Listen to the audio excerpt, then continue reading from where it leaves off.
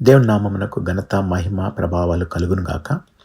క్రీస్తునందు ప్రియ సోదరి, సోదరుడా, నాజరేత్ వినియార్డ్ మినిస్ట్రీ దేవుని సేవా పరిచర్య వ్యవస్థాపకుడు బ్రదర్ క్రిస్టఫర్ రాజా గారి పక్షంన మీకు శుభములు మరియు దేవుని ఆశీర్వాదములు తెలియజేయుచున్నాము.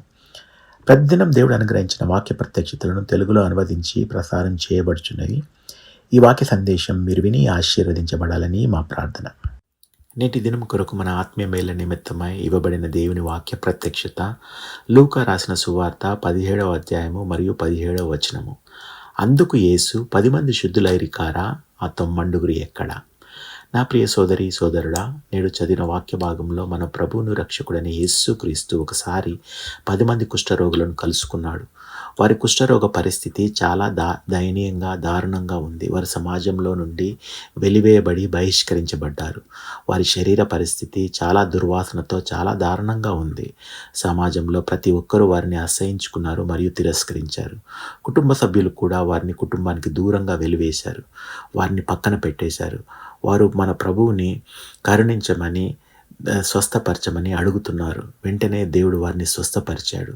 ప్రభువు నుండి దయ మరియు కుష్ఠరోగానికి స్వస్థత పొందుకున్న తర్వాత వారు సమాజంలో జీవించడానికి, వారి కుటుంబ సభ్యులతో కలిసి ఉండేందుకు అర్హులుగా తయారు చేయబడ్డారు. కాబట్టి వెంటనే వారు తమ మనసులో ఆలోచనలు చేయసాగారు. నేను చాలా కాలం పాటు నా కుటుంబాన్ని విడిచిపెట్టాను. నేను వెళ్ళి నా స్నేహితులను చూస్తాను. నేను వెళ్ళి మా అమ్మ నాన్నలను చూసి చుట్టుపక్కల వారితో కాసేపు ఆనందంగా గడుపుతాను. ఎన్ని రోజులు గడిచిపోయాయి, చాలా సంవత్సరాలు నేను అందరికీ దూరంగా వెళ్ళిపోయానని అనుకున్నారు. కాబట్టి వారు మన ప్రభువు వారికి చేసిన గొప్ప స్వస్థతను మర్చిపోయి వెంటనే వారు ప్రపంచాన్ని ఆస్వాదించడానికి త్వరపడి వెళ్ళిపోతున్నారు.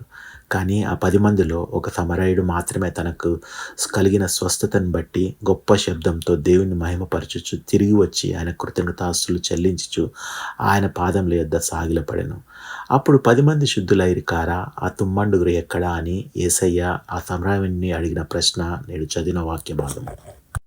ఈ వాక్య సందేశం వింటున్న ప్రియమైన దేవుని పిల్లలారా, ఇక్కడ ఆ 10 మంది స్వస్థతను పొందుకున్న తరువాత వారి కుటుంబ సభ్యులకు కనిపించడానికి దేవుడు వారిని ఆపడం లేదు. అయితే ఇక్కడ విషయం ఏమిటంటే, ఆ 10 మంది ప్రభు వద్దకు మొదట కృతజ్ఞతాపూర్వక హృదయంతో తిరిగి రావాలి. కానీ వారందరిలో ఇక్కడ ఒక్క సమరయుడు మాత్రమే కృతజ్ఞతా హృదయంతో తిరిగి వచ్చాడు. హృదయపూర్వకంగా ప్రభువును మహిమపరిచి కృతజ్ఞతలు తెలుపుకున్నాడు. దానిని బట్టి దేవుడు చాలా సంతోషించాడు. మొత్తం 10 మంది, కానీ ఒక్కరే వచ్చారు.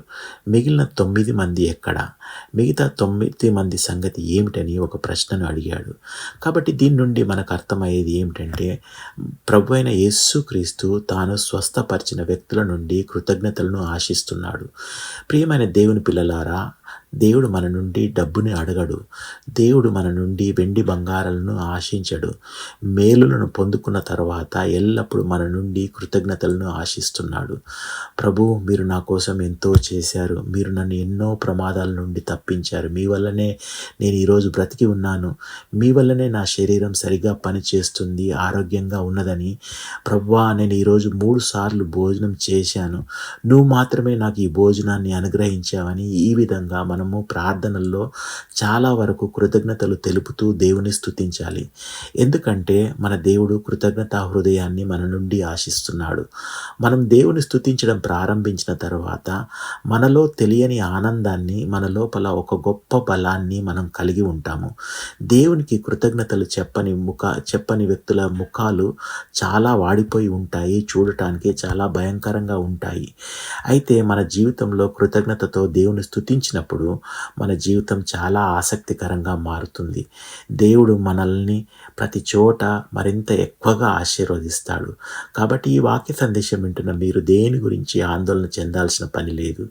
ఈ రోజు నుండే ప్రభువు మీ జీవితంలో మీకోసం చేసిన అన్ని మంచి పనులను బట్టి సంతోషంగా మీరు దేవునికి ధన్యవాదాలు, కృతజ్ఞతలు చెప్పాలని నేడు చదివిన వాక్యానికి సారాంశం. ఈ వాక్య సందేశం వింటున్న మీరు కళ్ళు మూసుకుంటారా? నేను మీకోసం ప్రార్థిస్తాను. అబ్బా! పరలోకమందున్న మా తండ్రి, మీరు మా కోసం చేసిన అన్ని మంచి పనులకు మొదట మీకు మాత్రమే సంతోషంగా ధన్యవాదాలు చెప్పటానికి మీరు మాకు సహాయం చేయండి. ఈ ప్రార్థనలో ఏకీభవిస్తున్న సోదరి సోదరులను తాకండి. వారి అవసరాలు ఏమైనప్పటికీ ప్రభువైన దేవా, మీరే వారికి సహాయం చేయండి.